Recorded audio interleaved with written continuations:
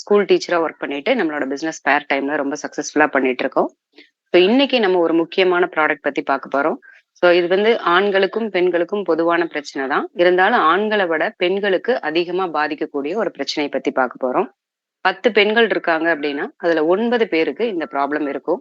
ஆனா இந்த ப்ராப்ளம் இதுதானா அப்படின்னு கண்டுபிடிக்க தெரியாமயே நம்ம வந்து பாத்தீங்கன்னா அந்த ப்ராப்ளத்தோடவே வாழ்ந்துட்டு இருக்கோம். ஸோ அது என்னன்னு தெரிஞ்சுக்கிட்டோம் அப்படின்னா அதுக்கு ஒரு நிரந்தரமான தீர்வை கண்டிப்பா நம்மளால இங்க எடுத்துக்க முடியும். ஸோ அதுக்கு நம்ம கம்பெனி எக்ஸலண்டா நமக்கு சப்போர்ட் பண்ணியிருக்காங்க. ஸோ இன்னைக்கு பெரும்பான்மையான பெண்கள் ஆண்கள் சந்திக்கக்கூடிய விஷயம் என்னன்னு பாத்தீங்கன்னா யூரினரி ட்ராக் இன்ஃபெக்ஷன்.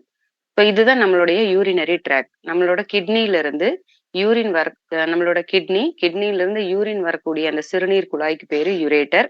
இது 2ம் பாத்தீங்கன்னா அப்பர் அப்பர் யூரினரி ட்ராக்ன்னு சொல்லுவாங்க. ஸோ அதுக்கு கீழ இருக்கிற பிளாடர், யுரேத்ரா இது 2ம் பாத்தீங்கன்னா லோயர் யூரினரி ட்ராக்ன்னு சொல்லுவாங்க.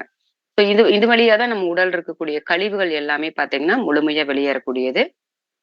இதுல என்ன ப்ராப்ளம் வரும்? அப்பர் யூடிஐல என்ன பிரச்சனை வரும்? அந்த பிரச்சனை வந்தா என்ன அப்படின்னு பார்த்தீங்கன்னா, அப்பர் யூடிஐல ப்ராப்ளம் வர்றது வந்து கடைசி கட்ட ஸ்டேஜ்.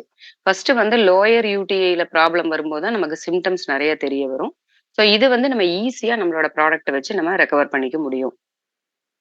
ஸோ இது மாரி இருந்தா நமக்கு என்னென்ன அறிகுறிகள் இருக்கும் அப்படின்னு பார்த்தீங்கன்னா, நமக்கு யூரின் போம்போது ரொம்ப ரொம்ப எரிச்சல் அதிகமா இருக்கலாம். அடுத்தது யூரின்ல ஒரு சில பேருக்கு பிளட் கலந்த மாரி போலாம்.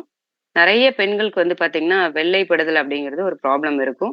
ஸோ இது வந்து நெறைய பேர் இது காமன் அப்படின்னு நெனைச்சுக்கிறாங்க. பட் நம்ம உடம்புல யூரினரி இன்ஃபெக்ஷன் இருக்குது அப்படிங்கிறதுக்கான அறிகுறி தான் இது. அடுத்தது ரொம்ப யூரின் வந்து பாத்தீங்கன்னா, அர்ஜென்ட்டா வர மாரி ஒரு ஃபீலிங் இருக்கும். அடுத்தது ஆண்களுக்கு பாத்தீங்க அப்படின்னா, இந்த மாரி இன்ஃபெக்ஷன் இருக்கு அப்படின்னா, யூரின் போம்போது எரிச்சலோ அல்லது மலக்குடல் பக்கம் வலி இருக்கிறதோ இருக்கலாம். பேக்ல வந்து ரொம்ப பெயின் இருக்கலாம். பெண்களுக்கு வந்து அடிவயிறுல ரொம்ப பெயின் ஏற்படலாம். ஸோ இது மாதிரி இந்த யூரினரி இன்ஃபெக்ஷன நம்ம கண்டுக்காம விடும்போது என்ன ஆகும் அப்படின்னு பார்த்தீங்கன்னா, நமக்கு உள்ளுக்குள்ள அந்த அ யூ யூரினரி ட்ராக்கே ஃபுல்லா பாதிச்சு, கிட்னி வரைக்கும் அதனுடைய ப்ராப்ளம் வந்து பார்த்தீங்கன்னா, பெருசாகக்கூடிய வாய்ப்பு நமக்கு இருக்கு. நெறைய பேருக்கு யூரின் போம்போது அதிகப்படியான பேட் ஸ்மெல் வரது ஃபீல் பண்ணலாம். நெறைய பெண்களுக்கு வந்து பார்த்தீங்கன்னா, நெறைய ப்ராப்ளம்ஸ் வந்து இன்டர்னலா உள்ளுக்குள்ள நெறைய ஸ்ட்ரெஸ்ல இருப்பாங்க. அதிலேயே அவங்க வந்து பார்த்தீங்கன்னா, ஈஸியா கண்டுபிடிச்சிடலாம். அடிக்கடி யூரின் போற அ பழக்கம் இருக்கும். ஸோ யூரின் போவாங்க. பட் ஃபுல்லா முடியாது. அடிக்கடி யூரின் போற மாரியே ஒரு ஃபீலிங் இருக்கும் ஃப்ரீக்வென்ட்டா. அடுத்தது இது ஏன் வருது அப்படின்னு பார்த்தீங்கன்னா, இன்னைக்கு வேலைக்கு போற பெண்களா இருந்தாலும் சரி, ஸ்கூலுக்கு போற குழந்தைங்களா இருந்தாலும் சரி, காமன் டாய்லெட், பப்ளிக் டாய்லெட் யாரெல்லாம் யூஸ் பண்றாங்களோ, அவங்க எல்லாருக்கும் 99% இந்த இன்ஃபெக்ஷன் ஆகறதுக்கு வாய்ப்புகள் அதிகம். இப்ப இன்னைக்கு காமன் டாய்லெட் ஹாஸ்டல்ஸ்ல பிள்ளைங்க யூஸ் பண்றாங்க. இல்ல லேடீஸ் ஹாஸ்டல்ல யூஸ் பண்றாங்க அப்படின்னா, அவங்களுக்கு இந்த ப்ராப்ளம் வரலாம். ஸ்கூல்ல காமன் டாய்லெட் யூஸ் பண்ற குழந்தைங்களுக்கு, காலேஜ்ல யூஸ் பண்ற பெண்களுக்கு, வொர்க்கிங் வுமன் வேலை செய்யற இடத்துல இருக்கக்கூடிய டாய்லெட் யூஸ் பண்ற பெண்களுக்கு, இப்ப இது மாரி இருக்கிறவங்களுக்கு இந்த இன்ஃபெக்ஷன் அதிகமா வரலாம்.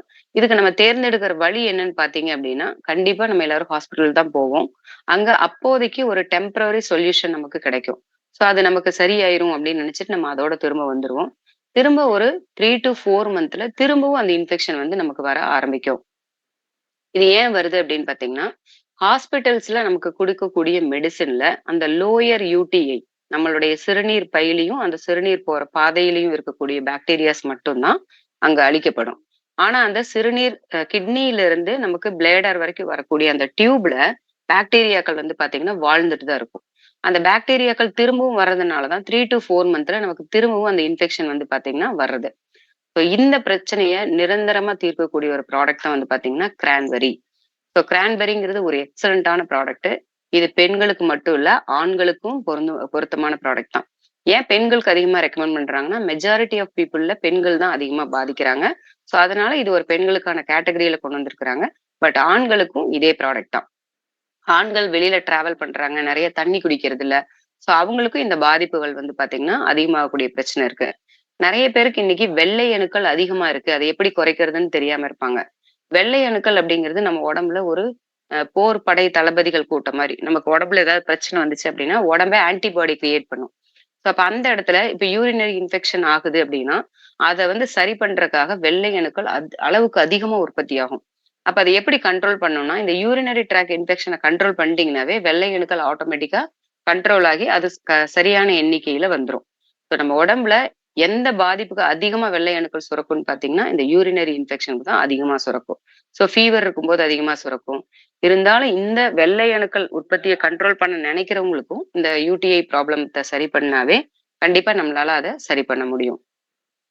இந்த கிரான்பெர்ரி வந்து பாத்தீங்க அப்படின்னா, கிரான்பெர்ரிங்கிற ஒரு பழத்துல இருந்து நமக்கு குடுத்துருக்காங்க. இதுல வித் டி-மனோஸோட குடுத்துருக்காங்க. Citric acid. இந்த 3 இன்கிரீடியன்ட்டும் சேர்ந்து தான் குடுத்துருக்காங்க. இந்த டி-மனோஸ் அப்படிங்கிறது ரொம்ப ரொம்ப ஸ்பெஷல்னு வச்சுக்கோங்களேன். ஸோ இது என்ன பண்ணுது அப்படின்னா, நான் முன்னமே சொன்னேன். அந்த சிறுநீர் வரக்கூடிய அந்த பாதையில அந்த கிருமிகள் இருந்துட்டு இருக்கும். பாக்டீரியா அப்படின்னு சொல்லிட்டு. நம்மளோட கம்பெனி ப்ராடக்ட் என்ன பண்ணும்னு பாத்தீங்கன்னா, அங்க இருக்கக்கூடிய பாக்டீரியாவையும் முழுமையா அழிச்சிரும். ஸோ இந்த இன்ஃபெக்ஷன் அப்படிங்கிறது கண்டிப்பா நமக்கு வரவே வராது. ஒரு 10 வயசுக்கு மேல இருக்கிற எல்லா பெண்கள், குழந்தைகள் எல்லாருக்குமே வந்து பாத்தீங்கன்னா, இந்த ப்ராப்ளம் கண்டிப்பா இருக்கும். ஸோ இந்த ப்ராப்ளத்துல ஏதாவது ஒரு சிம்ப்டம் இருந்தா கூட, நீங்க வருஷத்துக்கு ஒரே ஒரு கோர்ஸ், ஒரே ஒரு டப்பா மட்டும் நீங்க இந்த கிரான்பெர்ரி எடுத்துட்டீங்க அப்படின்னா, இந்த ப்ராப்ளத்துல நீங்க கண்டு பயப்படவே தேவையில்ல. ஏன்னா இன்னைக்கு நெறைய பேருக்கு யூரினரி இன்ஃபெக்ஷன்னால யூட்ரஸ் வரைக்கும் பாதிச்சு, யூட்ரஸே ரிமூவ் பண்ணக்கூடிய சூழ்நிலையில் நெறைய பேர் இருக்கிறத நம்ம பார்த்திருக்கோம். ஸோ கிரான்பெர்ரிங்கிறது ஒரு எக்ஸலன்ட்டான ப்ராடக்ட். அது மட்டும் இல்லாம நம்ம தண்ணி நெறைய குடிக்கணும். ஸோ தண்ணீங்கிறது ரொம்ப ரொம்ப ரொம்ப இம்பார்ட்டன்ட். நம்ம உடம்புல டாக்ஸின் அதாவது நச்சுத்தன்மையை வெளியேற்றக்கூடிய முக்கியமான பொருள் தான் வாட்டர், தண்ணி. ஒரு நாளைக்கு குறைஞ்சது 4 லிட்டர் தண்ணியாவது குடிக்கிற பழக்கத்த நம்ம ஏற்படுத்திக்கணும். ஸோ இது வந்து ரொம்பவே நமக்கு வந்து கிருமிகள் வெளியேறக்கூடியது, கழிவுகள் வெளியேறக்கூடிய வாய்ப்ப நமக்கு ஏற்படுத்தி குடுக்கும். ஸோ ரொம்ப ரொம்ப முக்கியமான ப்ராடக்ட் என்ன பார்த்திருக்கோம். So urinary tract infection. இது எப்படி எடுக்கலான்னா, சாப்பாட்டோட சேர்ந்து எடுக்கணும்.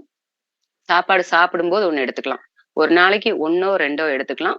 இது மாரி எடுத்துக்கும்போது ஒரு கோர்ஸ் முடிச்சுட்டீங்கன்னாவே, உங்களுக்கு அந்த ப்ராப்ளம் இருந்தாலும் சரியாயிரும். இனிமேல் வராமலையும் தடுக்கிறதுக்கு உண்டான வாய்ப்புகள நமக்கு ஏற்படுத்தி குடுக்கும். Wish you well. Thank you.